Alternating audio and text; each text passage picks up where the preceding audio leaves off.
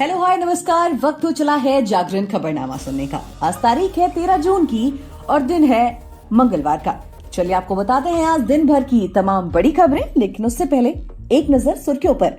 बिपरजॉय से पहले गुजरात मुंबई के तटीय इलाकों में आंधी बारिश, मुंबई भुज राजकोट में 5 की मौत।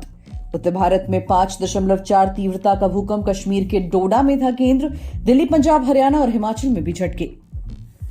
ब्रिजभूषण वर्सेस रेसलर्स विवाद, 4 महिला पहलवानों ने ऑडियो वीडियो सबूत दिए।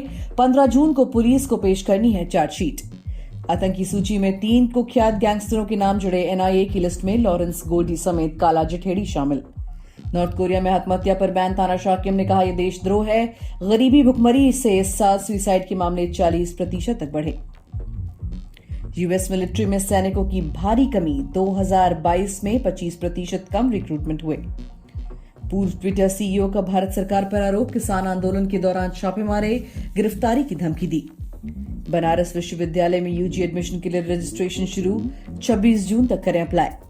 जावेद अख्तर ने कहा कंगना ने मेरे खिलाफ झूठ बोला, बोली सुसाइड को लेकर उकसाने वाली बात गलत।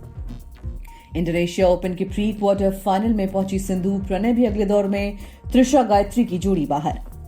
अब खबरें विस्तार से।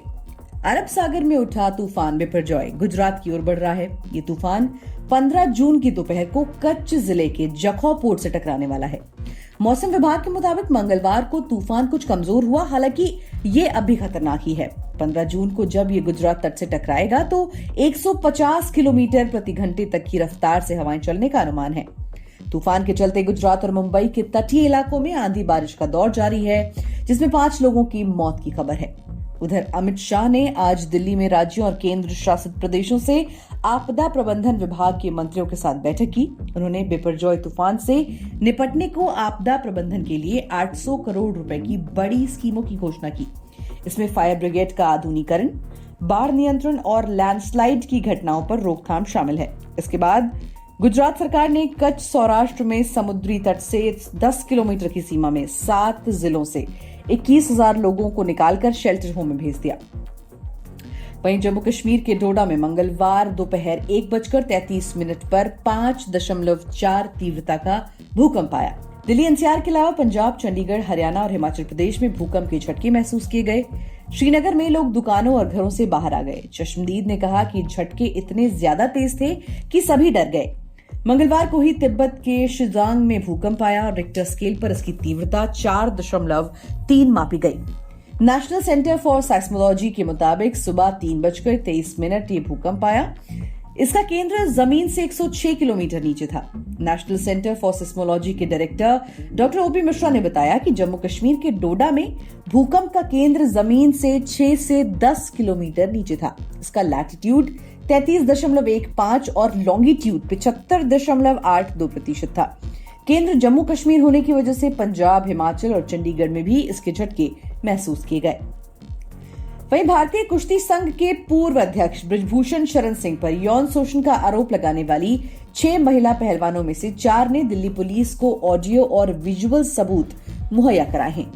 दिल्ली पुलिस के एक अधिकारी ने दावा किया कि दोनों शिकायतकर्ता ने पर्याप्त सबूत नहीं दिए जो ब्रिजभूषण के खिलाफ उनके आरोपों को साबित कर सके। हालांकि दिल्ली पुलिस ने इस बयान की पुष्टि नहीं की है। पुलिस को 2 महिला रेसलर, एक इंटरनेशनल रेफरी और स्टेट लेवल कोच ने पहलवानों के समर्थन में गवाही दी है। उसको आधार बनाकर पुलिस 15 जून को चार्जशीट पेश करेगी। इस मामले में केस की धाराओं के लिए एडवाइजरी ली जा रही है। 15 को बालिग पहलवानों के केस में दिल्ली पुलिस चार्जशीट पेश करेगी। सूत्रों के मुताबिक नाबालिग पहलवान के केस में पुलिस क्लोजर रिपोर्ट दाखिल कर सकती है। नाबालिग पहलवान यौन शोषण के आरोप वापस ले चुकी है।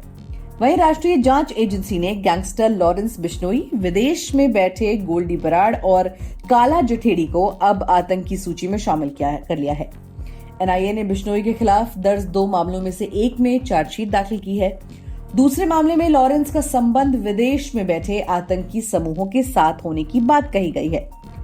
एनआईए की तरफ से दाखिल चार्जशीट में गैंगस्टर लॉरेंस, गोल्डी बराड़ और काला जठेड़ी सहित 14 गैंगस्टरों के नाम शामिल हैं।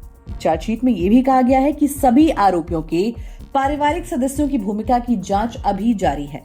दाखिल चार्जशीट में लॉरेंस पर दूसरे देश में बैठे खालिस्तान समर्थक दल प्रति डल्ला के साथ साजिश रचने का आरोप है। आरोप है कि लॉरेंस ने अपने गुर्गों से कमाई मोटी रकम विदेशों में इन्वेस्ट की है। वहीं नॉर्थ कोरिया में आत्महत्या के मामले लगातार बढ़ते जा रहे हैं। इसे देखते हुए तानाशाह किम जोंग उन से एक सीक्रेट आदेश जारी करके सुसाइड को बैन कर दिया है।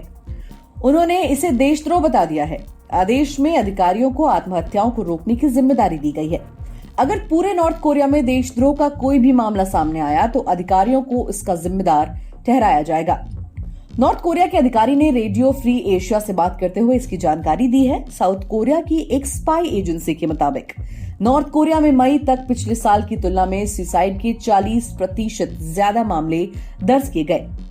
चोंगजिन प्रांत में इस साल सुसाइड के 35 मामले सामने आए। इनमें से ज्यादातर केस पूरे परिवार के एक साथ आत्महत्या करने के हैं। लोगों ने सुसाइड नोट में वहां के सोशल सिस्टम की आलोचना की है। उन्होंने आत्महत्या का कारण बढ़ती गरीबी और बेरोजगारी बताया। वहीं ग्लोबल सुपर पावर कहे जाने वाले अमेरिका के पास अपनी फौज के लिए सैनिकों की जबरदस्त कमी हो गई है। यह हालात तब हैं जबकि यूएस की ऑल लेंटियर्स फोर्स अपना 50वां स्थापना दिवस मना रही है। लैंड फोर्स के अलावा एयरफोर्स और नेवी में भी सैनिकों की जबरदस्त कमी है। रिपोर्ट्स के मुताबिक पेंटागन ने जो आंकड़े जारी किए हैं उनमें साफ नजर आता है कि यंग जनरेशन मिलिट्री ज्वाइन करने को लेकर बहुत ज्यादा उत्साहित नहीं है। मसलन 2022 में मिलिट्री रिक्रूटमेंट का जो टारगेट था उसमें 25% की कमी दर्ज की गई। इससे भी ज्यादा फिक्र ये है कि इस साल भी ये टारगेट पूरा होता नजर नहीं आता है।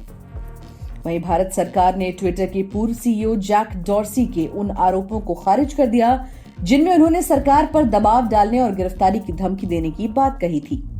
डॉर्सी ने सोमवार को YouTube show Breaking Points with Krystal and Saagar में कहा था कि किसान आंदोलन के दौरान भारत सरकार ने ट्विटर बंद कर देने की धमकी दी थी। उन्होंने कहा कि भारत सरकार ने कई ऐसे पत्रकारों की ट्विटर अकाउंट बंद करने का दबाव बनाया था जो सरकार की आलोचना कर रहे थे। डॉर्सी के इन आरोपों के जवाब में केंद्रीय आईटी मिनिस्टर राजीव चंद्रशेखर ने मंगलवार को कहा कि ये सरासर झूठ बोल रहे हैं। चंद्रशेखर ने कहा यह शायद ट्विटर के इतिहास में उस बेहद संदिग्ध दौर को मिटाने का प्रयास है। वहीं बनारस विश्वविद्यालय हमारे देश के प्रसिद्ध विश्वविद्यालयों में से एक माना जाता है। अगर आप भी 12वीं कक्षा पास कर चुके हैं और CUET 2023 परीक्षा में भाग लिया है तो यहां एडमिशन के लिए रजिस्ट्रेशन कर सकते हैं। BHE की ओर से अंडर ग्रेजुएट कोर्सेज के लिए ऑनलाइन रजिस्ट्रेशन प्रक्रिया शुरू कर दी गई है। रजिस्ट्रेशन करने की आखिरी तारीख 26 जून तय की गई है। अब मनोरंजन जगत की बात करें तो जावेद अख्तर ने 3 साल पहले कंगना रनौत पर मानहानि का केस किया था। 12 जून को मुंबई की मजिस्ट्रेट कोर्ट में कंगना के वकील ने जावेद अख्तर से क्रॉस एग्जामिनेशन किया। जावेद अख्तर ने इस दौरान कहा कि कंगना ने उनके खिलाफ नेशनल टेलीविजन पर जो भी बोला वो किसी भी एंगल से सच नहीं है। जावेद अख्तर ने कहा कि वो कंगना को पर्सनली नहीं जानते। सुसाइड को लेकर उकसाने वाली बात भी किसी तरीके से सही नहीं है। दरअसल 2020 में कंगना ने इंटरव्यू में कहा कि जावेद अख्तर सुसाइड को लेकर उकसाने वाले ग्रुप का हिस्सा हैं। कंगना ने यह इंटरव्यू उस वक्त दिया जब सुशांत के सुसाइड की चर्चा पूरे देश कर रहा था। जावेद अख्तर के मुताबिक कंगना के इस स्टेटमेंट के बाद उनकी इमेज को काफी धक्का लगा है। उन्होंने इसी वजह से कंगना के खिलाफ मानहानि का केस कर दिया था। अब खेल जगत की बात करें तो भारत की स्टार शटलर पीवी सिंधु ने मंगलवार को जकार्ता में खेली जा रही Indonesia open world tour super 1000 के पहले राउंड में इंडोनेशिया ग्रेगोरिया मारिस्का तुजुंग को हराकर प्री क्वार्टर फाइनल में जगह बना ली है। मेंस सिंगल में HS प्रणय भी अपना मुकाबला जीतकर अगले दौर में पहुंच गए हैं। वहीं त्रिशा जॉली और गायत्री गोपीचंद की भारतीय महिला युगल जोड़ी को हार का सामना करना पड़ा। पिछले 2 टूर्नामेंट के पहले दौर से बाहर जाने वाली सिंधु ने इंडोनेशिया के खिलाड़ी को 38 मिनट तक चले मुकाबले में सीधे सेटों में 21-19 और 21-25 से हराकर प्री क्वार्टर फाइनल में जगह बनाई। 2 बार की ओलंपिक पदक विजेता सिंधु की ग्रेगोरिया के खिलाफ पिछले 3 मैच में ये पहली जीत है। इसी के साथ आज के लिए फिलहाल इतना ही। देश और दुनिया की बाकी खबरों को जानने के लिए सुनते रहिए जागरण खबरनामा।